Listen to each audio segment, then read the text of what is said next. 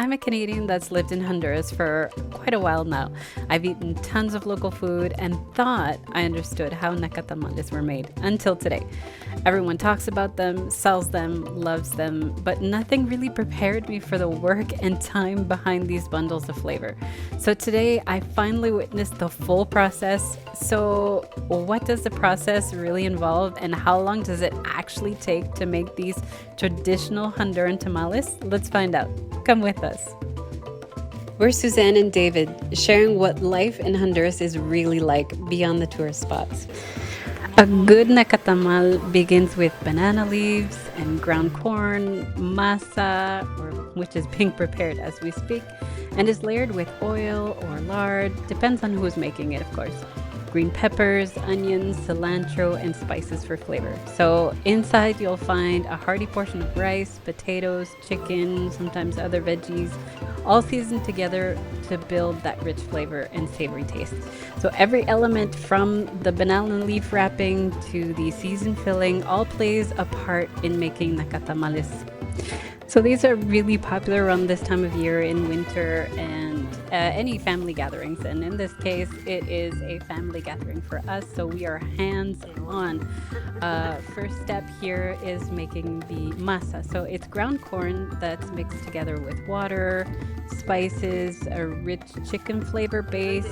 And they also had a blend of, it was blended green peppers, onions, cilantro, which is then kind of poured in. It's all mixed together, and you cook it over the fire until that kind of aroma starts to fill the air. And it's not just basically mixing the dough; it's building that foundation of flavor. So as you can see, there's a lot of adding, trying, and mixing going on just to get that perfect flavor. And that, I think, is what makes each one individually different in Honduras, because I've tasted so many and each one seems to have a different typical taste. It just depends on the family, how they like it, and how they season it to make it, their own. Okay, so I get this question quite a lot. What makes nacatamales special? The only thing I could really, asking people and seeing what they said, it was really like that. Unlike weeknight meals, nacatamales here in Honduras are so much more. So they're food tied to memory, family, and heritage. It's like, certain foods that take me right back to childhood in Canada. The smell, the taste, the moments that, you're with loved ones. So for many Hondurans, it feels like nacatamales are exactly that. They're made by families, generation after generation. And it's just I think the smell, the aroma in the kitchen brings them right back to these moments in the past, stories, laughter, being with the family. And I know that's how David feels every time he has one. So as you can see, there's really like no basic recipe here. It's really according to everybody's individual taste. You go along, you add, and you see how it tastes and make it your own. Sí, ese es para los nacatamales, para la masa la revuelven. This is something you'll see in a lot of Honduran homes. They're going to put out beans or coffee beans out to dry in the sun.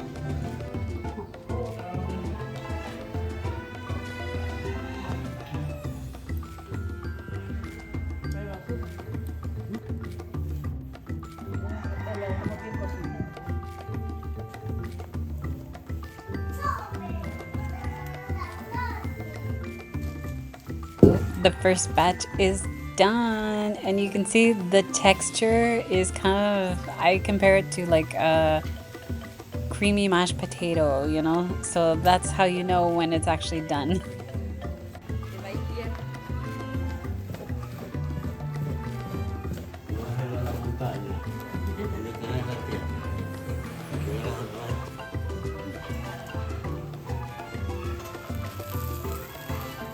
Oh, wow. Salió bien. Va, esto es el agua.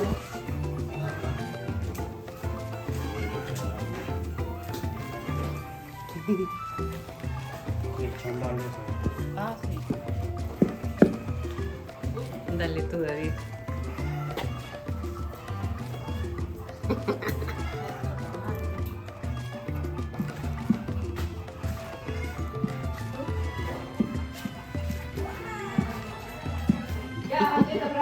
So now that the masa is done, it's time to cut the chicken into pieces. Now, in this case, it's just basically any cuts of chicken.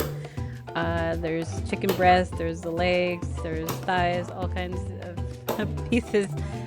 These came frozen, so that's why they're a bit hard to cook, to cut into pieces. So you can see I'm having a bit of trouble. But basically, like, there's no set rule on how big the pieces need to be, but at least that they fit into, the wrapping process. So it depends on how big you want to make them, and that's going to define how big you want the pieces to be. So now that the chicken's cut into pieces, it needs to be partially cooked. Now, just to clarify, these are chicken nacatamales. You can make them with almost any kind of meat. It can be beef, it can be pork, chicken. It really depends on what you want to put into the nacatamales. And in this case, obviously, we did buy the chicken frozen. It was kind of like a last minute gathering we're doing. But in some cases, you can also marinate the chicken first so that it has an extra flavor. But in this case, we're cooking it from frozen with the added seasoning. Here we have it's green peppers, it's onion, it's I think there's cilantro, spices, then we're gonna add some chicken flavor, salt, to make it nice and flavorful. But it's not being cooked all the way. So it's just like a partial cooking just to start the process, but then the full cooking will be inside the nacatamal so that it gets the rest of the flavor that's in the masa. So that builds that flavor, and of course with the steam it cooks it fully. Lleva tanta preparación.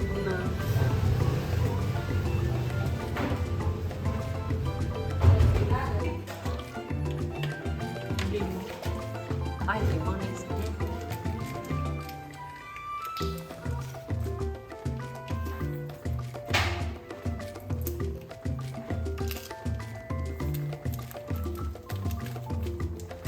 Y este rojo es achot.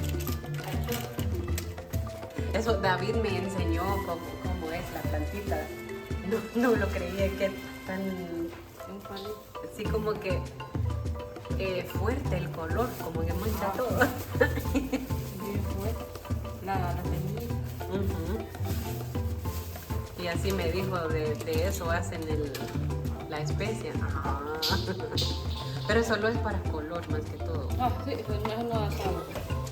Para que no quede blanco. Que no quede no da saborina. No compró saborina, ¿no?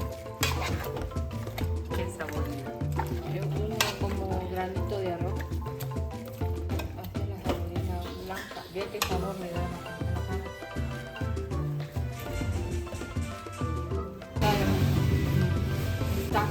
Pero ya está lo más que nada más. Ah, sí, ya está cocido. Lo más necesitamos. El arroz también ya está preparado, está el pollo. Y se cuece como enteramente hasta que está bien cocido. No, ¿o solo no? sofrito. Solo así. Solo sofrito y ya después ya está. Solo para que agarre el gusto. El rosero viene hecho de ahí. Uy. Sí, que huele rico.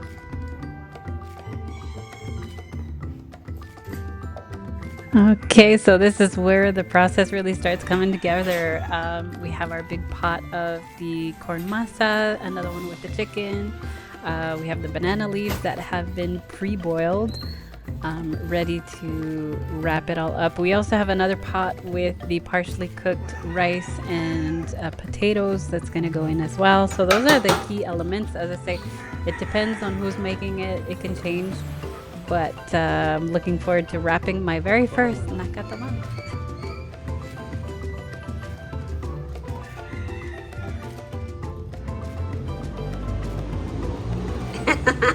Pero que tiene que hacer el hoyo, ¿no? Ahí ya está, ya. Ahora con el piso.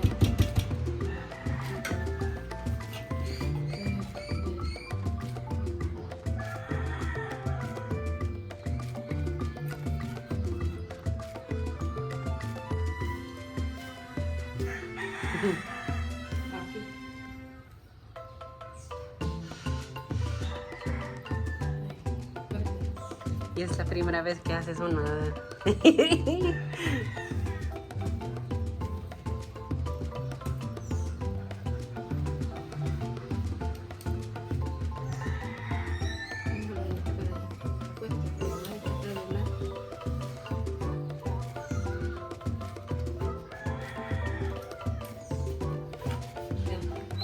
¡Felicidades! Envolver, pero And now the expert's gonna do it.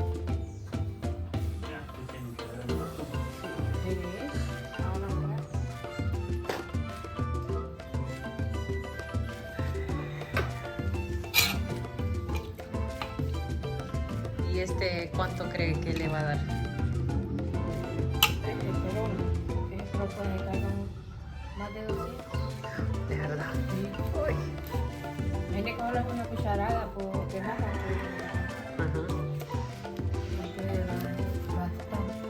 So to tie the nacatamales together for the boiling process, we have to tie them up with this kind of plastic little rope, but it's all tangled up, so this is gonna take a while. You can tell she's an expert at wrapping these because look how quickly she does it.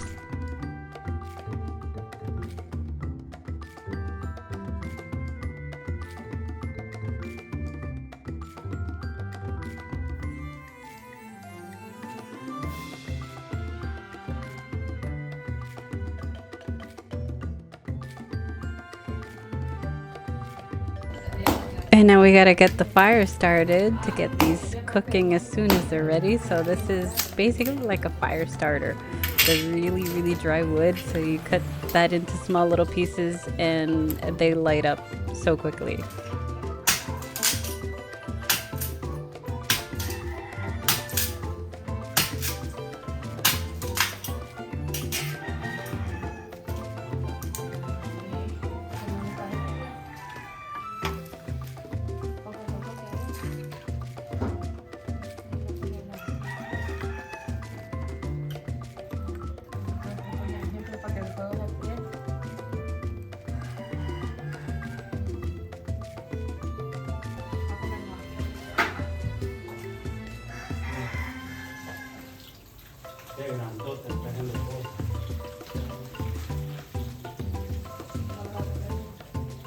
¿Cuánto?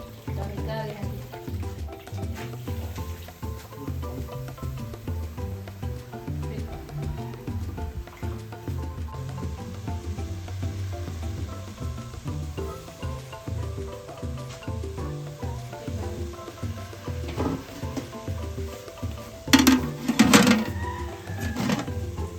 Maybe you're wondering, like I did, to understand why Hondurans continue to make nacatamales from scratch when there's a lot of people that actually, make them and sell them, and they're not that expensive to buy.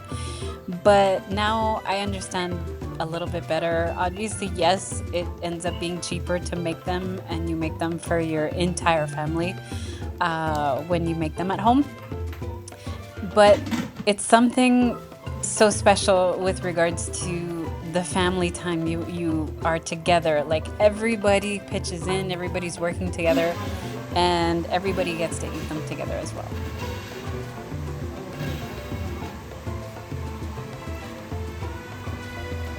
Excelente, funciona muy bien. Estamos en el campo haciendo tamales. En la finca. Eso sí. Es suficiente agua, María esta. Los tamales,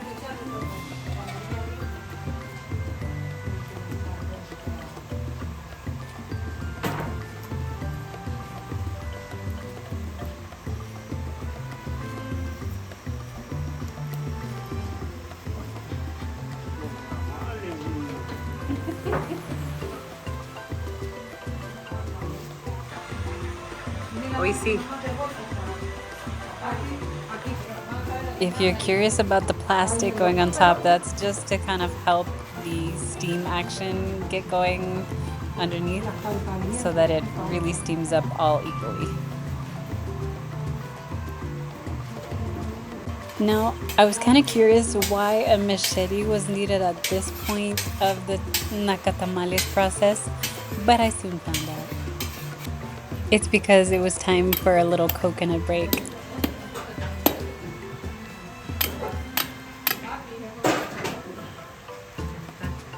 Ya está. Ya le peleé una parte. Oh, wow.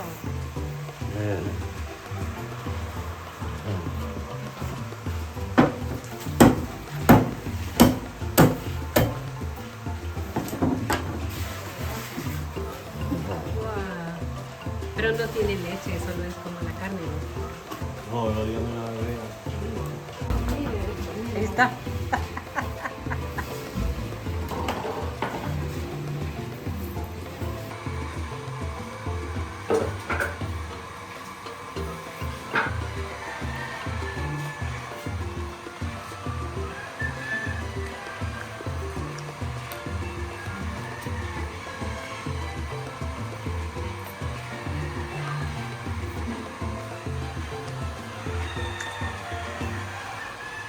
Okay, back to the cooking. So we just have to kind of cover the nacatamales so that they really steam as much as possible. This is the longest part of the process, I would say. Once they're all covered up, then it's a waiting game. So you gotta wait until they're all perfectly steamed and cooked, and then they're ready. I would say to finish cooking, it took around 2.5 hours. Okay, so now comes everybody's favorite moment, especially David's. It's the taste test, the best part of the whole day. So how long do you think it took for this entire process, like start to finish, to make this traditional nacatamales? So for us today, it took a total of 6 hours, and I'm not kidding you, it was long. But we had some laughs, we had some really good times, and ended up with some beautiful nacatamales. See you in the next video. Vemos en el próximo video.